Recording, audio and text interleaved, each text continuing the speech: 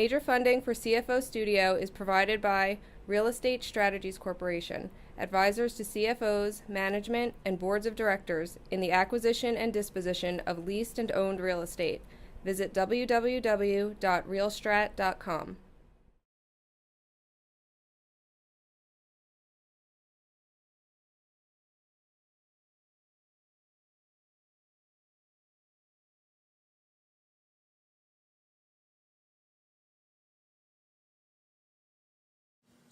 Hi, this is Andrew Zizas, your host at CFO Studio.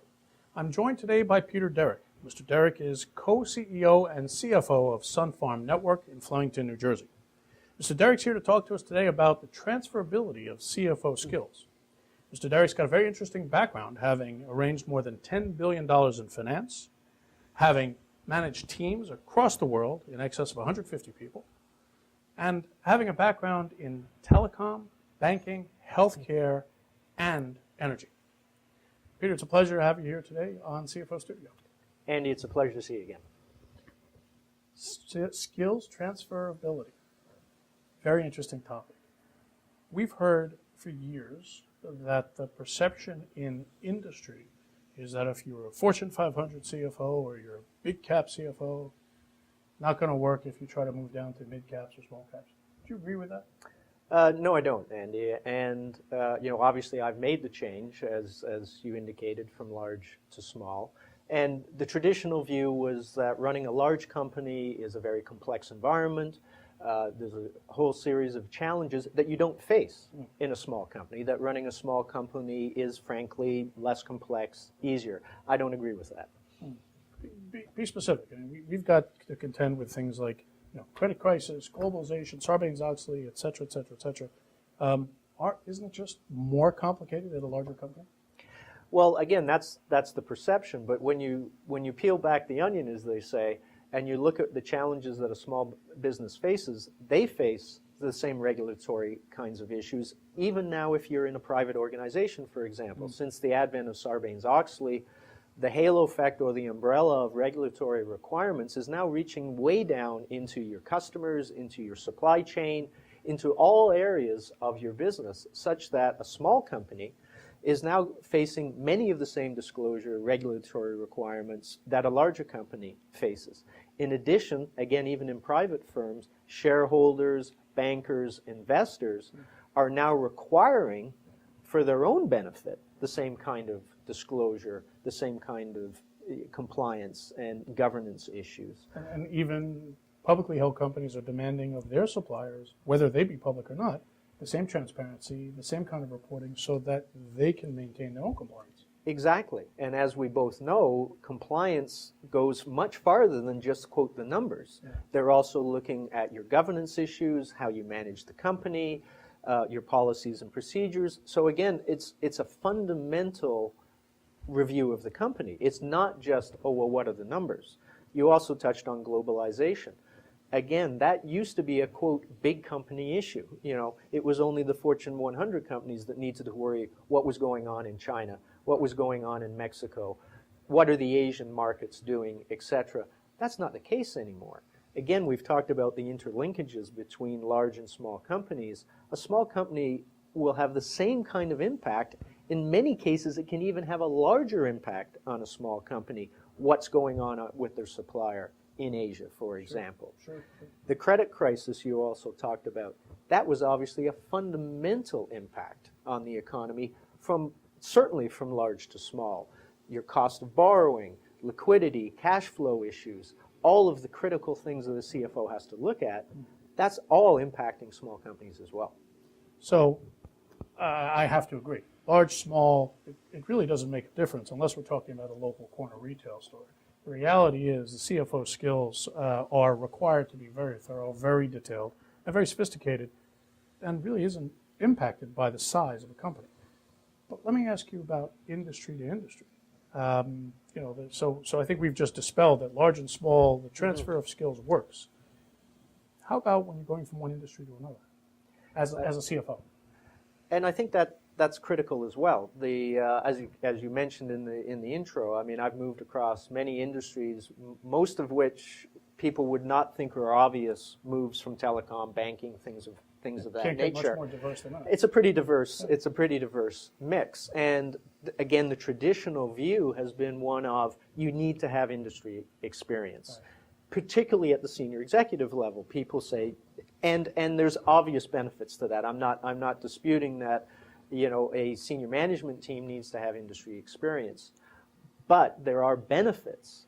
There are huge benefits to having a balance in your senior management team in as much as it can give you a perspective coming from other businesses, other experiences that may have gone through a whole set of challenges that hasn't yet been faced by this particular industry. So I think perspective is important, and having that different industry overview really does add value to the management team. I would agree. So I think we've both concluded that large to small CFO skills typically transfer industry to industry. Not only do they transfer, but there's a tremendous advantage to bring to a company the diversity from other industries. Right. And I think the issue that binds them together is complexity. What the people have traditionally viewed as smaller companies are less complex. My analogy is my 72 Mustang, which may be a strange one. But I had a 72 Mustang, which I loved.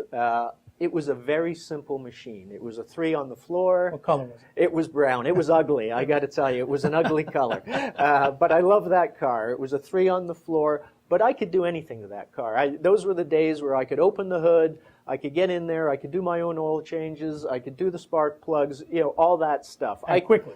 And quickly, Yeah. right. And I could do it in the driveway, What Ford has done is brought out the new Mustang, which I enjoy, and they've done a great job of making them look exactly the same. So that appeals to a guy like me who had my old 72 It does Mustang. look good. And they do look great. But my comparison to a big company and small is the complexity of that new Mustang. It may look like the same car, but it's completely different. You open that hood, you need a computer just to do an oil change on the car. That's typical of most cars today. Right. Sure. So my analogy with my Mustang is a $20 million business in 1972 is completely different from a $20 million business today. And the complexity is completely different. And requires sophisticated skills, irrespective of the size. Exactly. I would exactly. agree. I would agree. Let's turn to energy. We've got solar, wind, geothermal, a few other technologies. You're being at a solar company. Tell me your thoughts about how alternate energy technologies will affect businesses' ability to compete globally. I think that is a big issue, and that, in fact, is why I sought out my current position in energy, because I see there are a lot of changes going on in energy, and I foresee that they're going to continue to happen. And the essence of what we do and what I enjoy doing is change management. And I think energy is going to be a big factor, not only from a societal point of view, which is talked about a lot, and which I support, and I think there's a lot of sustainability issues that we've talked about from a societal point of view. But those same sustainability issues, again, back to the numbers, are going to be applying to business. Energy is a big component of many businesses' costs, and investors, bankers, shareholders are now going to be looking at business to say, is that business sustainable? And energy is going to be a big component of that. So energy will have the ability to affect a company's competitive edge. I think it absolutely will. I think we're already seeing the impact of that. And with some of my customers that I'm dealing with now, again, it's not just environmental considerations, it's do the numbers work and make sense for their business. And that's why they're making changes to things like solar or wind or other, because the numbers do make sense over a very long period of time. So let's stay with numbers and cost. Let's look forward the next year. If you had to predict companies in general as to the greatest element of incremental spend, where do you see that?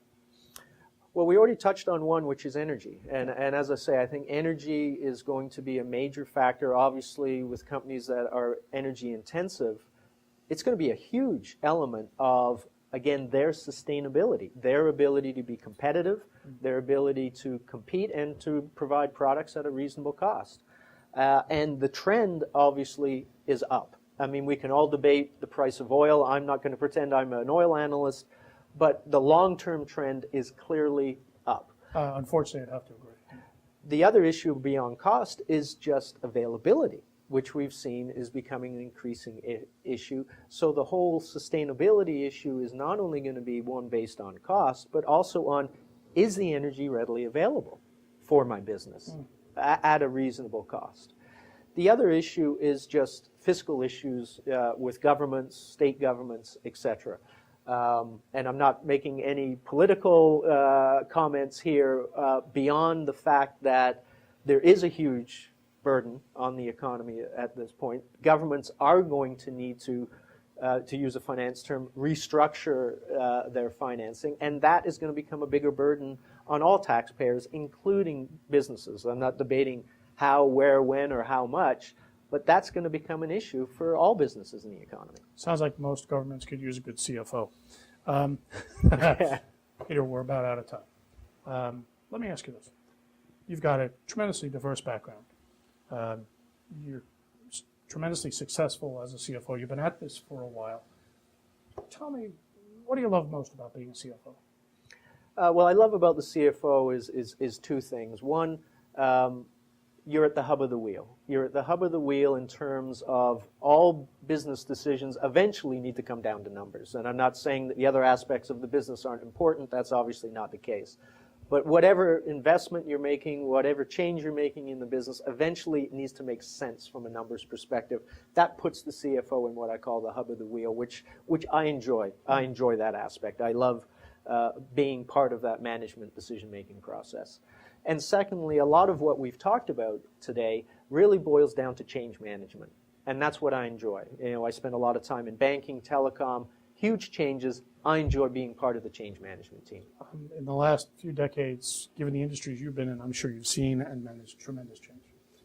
Peter, it's been great having you here on CFO Studio. I want to thank you for your time. I hope you'll let us invite you back again sometime. Thanks, Andy. It's a pleasure as always. Nice Take care. This is Andrew Zizas with Peter Derrick, your host at CFO Studio, saying thank you very much for watching. We'll see you again. Major funding for CFO Studio is provided by Real Estate Strategies Corporation, advisors to CFOs, management, and boards of directors in the acquisition and disposition of leased and owned real estate. Visit www.realstrat.com.